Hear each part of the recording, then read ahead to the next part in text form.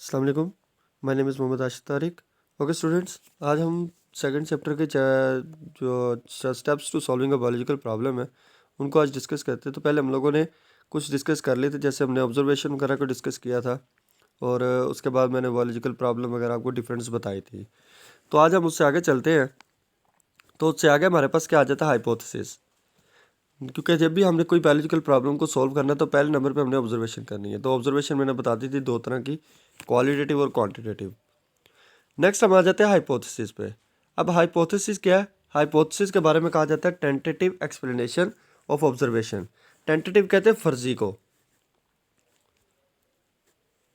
फर्जी सी तफसील होती है हमारे पास ऑब्जर्वेशन की, उसको हम किस चीज़ का नाम दे देते हैं, हाइपोथेसिस का नाम दे देते हैं। और इसको हम defined as preposition that might be true, और इसको हम इस तरीके से भी लेते हैं कि ऐसी स्टेटमेंट जो कि क्या हो, सही सा बिल्कुल ट्रू हो, उसको हम क्या नाम दे देते हैं, हाइपोथेसिस का नाम दे देते हैं। अब बायोलॉजिस्ट क्या करते हैं हाइपोथेसिस बनाने के लिए? वो ऑब्जर्वेशन से डाटा कलेक्ट करते हैं, ऑर्गेनाइज करते हैं उसको, और फिर एक स्टेटमेंट बना देते हैं जिसको हम क्या नाम दे देते हैं, हाइपोथेसिस का नाम दे देते हैं। और हाइपोथेसिस को हम ये भी कह सकते हैं कि answer of the biological problem, कि जो भी बायोलॉजिकल प्रॉब्लम है उसको हम हाइपोथेसिस को उसका आंसर भी कह सकते हैं। जैसे आपके पास अगर मलेरिया के एग्जांपल ले रहे हो, तो हमने मेरा मलेरिया के बारे में देख रहा है, तो मलेरिया हमें पता था किसकी वजह से फैलता है, मॉस्किटो की वजह से। तो mosquito is the cause of malaria. तो ये हमने जो स्टेटमेंट बनाई है, ये स्टेटमेंट किसके बारे में है, ये हाइपोथेसिस है, क्योंकि हमने एक चीज़ बता दी कि मलेरिया बेसिक वजह किस चीज़ की, मॉस्किटो बेसिक वजह किस चीज़ की, मलेरिया की। नेक्स्ट हमारे पास आ जाता है कैरेक्टरिस्टिक्स ऑफ हाइपोथेसिस, कि जब हाइपोथेसिस बनानी है, कि जो एक टेंटेटिव एक्सप्लेनेशन बना रहे हो ऑब्जर्वेशन की, उसके कुछ खसूसियात होनी चाहिए। तो एक अच्छी हाइपोथेसिस जो उसकी कुछ खसूसियात हैं, कौन कौन सी? पहले नंबर पे, it should B a general statement.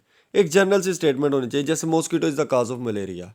तो इसमें कोई एक चीज़ नहीं बताई उन्होंने, एक जनरल बात बता दी कि किसी भी पेशेंट को अगर मलेरिया हो रहा है तो उसको कि उसकी वजह क्या है, मॉस्किटो है। उसके बाद टेंटेटिव आइडिया, एक फर्जी सा आइडिया होना चाहिए, and it should agree with the available observations. और ये कौन होना चाहिए? जो हमारे पास मौजूदा ऑब्जर्वेशंस हैं, जो हमने ऑब्जर्वेशंस बनाई थी, जो मुशाहिदे किए थे, वो उससे एग्री होना चाहिए, उससे पता होना चाहिए कि वो बिल्कुल वाकई ये स्टेटमेंट उससे रिलेटेड है। और it should be kept as simple as possible, कि इसको जितना हो सके उतना सादा रखना है, कि सिंपल से सिंपल होनी चाहिए ये स्टेटमेंट। जैसे एक सिंपल से स्टेटमेंट मिला, mosquito is the cause of malaria. It should be testable and potentially फैल्सिफाइबल।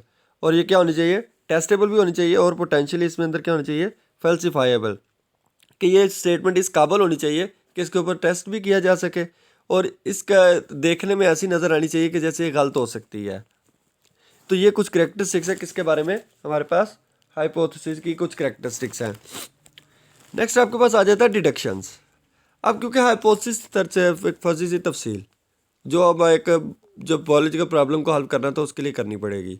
अब हाइपोथेसिस के बाद जैसी वो एक लाइन बना ली, जैसे mosquito is the cause of malaria, तो हम आ जाएंगे आगे डिडक्शन के ऊपर, कि अब हम क्या करेंगे, अब इसको पता करने के लिए कि वाकई मॉस्किटो काज भी है मलेरिया की कि नहीं, तो इस चीज़ को पता करने के लिए हम डिडक्शन करेंगे।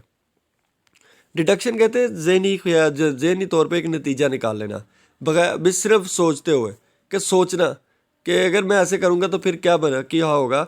तो वो कोई काम करने से पहले जब कोई नतीजा जहन में सोच लेना, तो वो हमारे पास क्या बन जाता है, डिडक्शन बन जाता है। अब डिडक्शन क्या है? लॉजिकल कॉन्सिक्वेंसेज ऑफ हाइपोथेसिस, कि जो हाइपोथेसिस पीछे बनाई है उसका लॉजिकल कॉन्सिक्वेंसेज, यानी कि एक लॉजिकल स्टेटमेंट बना देना, लॉजिकल एक बात बता देना, लॉजिकल नतीजा निकाल लेना, क्या हमारे पास डिडक्शन कहलाएगा।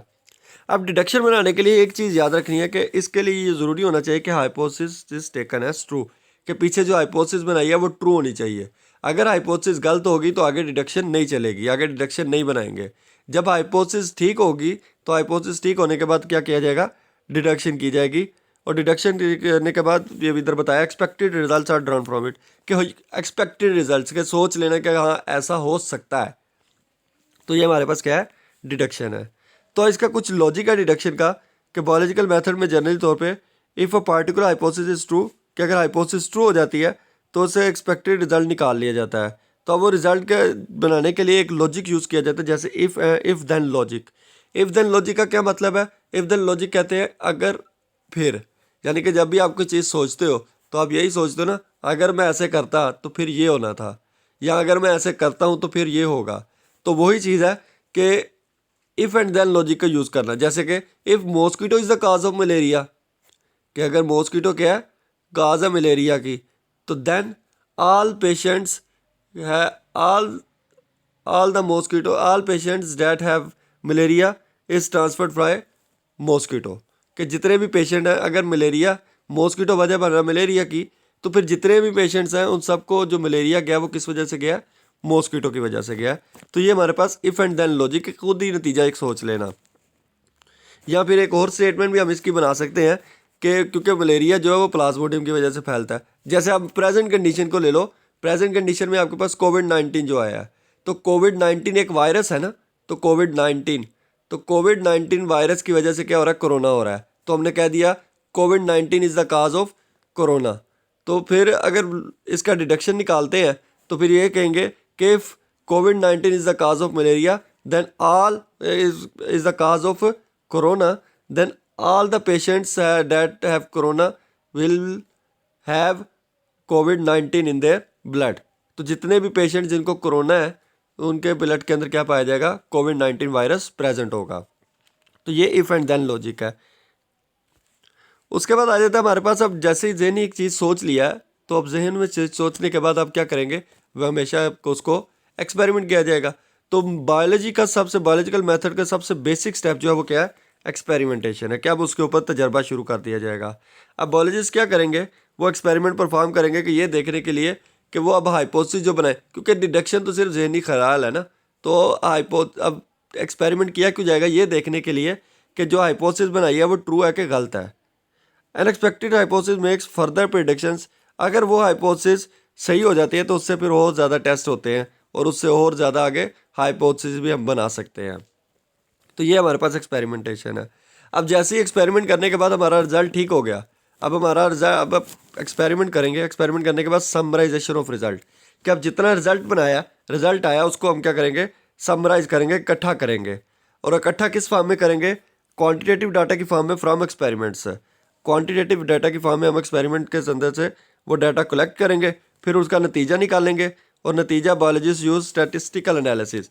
और इसके लिए जो बायोलॉजिस्ट हैं वो क्या करेंगे, स्टैटिस्टिक्स को यूज़ करेंगे, यानी कि कंप्यूटेशनल डाटा यूज़ करेंगे किस चीज़ को करने के लिए, समराइजेशन ऑफ रिजल्ट, कि जो रिजल्ट आया उसको समराइज करने के लिए। नेक्स्ट आ जाता है रिपोर्टिंग द रिजल्ट्स।